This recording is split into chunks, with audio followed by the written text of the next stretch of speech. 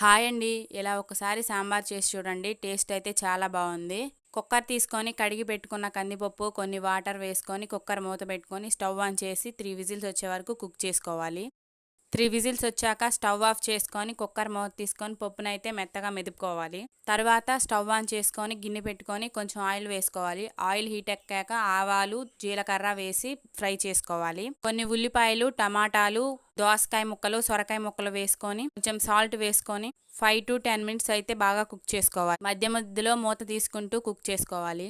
నేనైతే మునక్కాయల కోసం చాలా ట్రై చేశాను. నాకైతే మునక్కాయలు దొరకలేదు, అందుకే వేసుకోలేదు. మీ దగ్గర ఉంటే వేసుకోండి. మనం వేసుకున్న ముక్కలన్నీ 80% కుక్ అయ్యాక మనం మెదుపుకున్న పప్పునైతే వేసుకొని కొంచెం చింతపండు గుజ్జు, మునగాకు, కొద్దిగా కరివేపాకు వేసుకొని 2 గ్లాసులు వాటర్ వేసుకొని బాగా చారన్ని తెరిలే వరకు కుక్ చేసుకోవాలి. తర్వాత దంచి పెట్టుకున్న సాంబార్ పొడి అయితే వేసుకోవాలి. సాంబార్ బాగా తెరలాక స్టవ్ ఆఫ్ చేసుకొని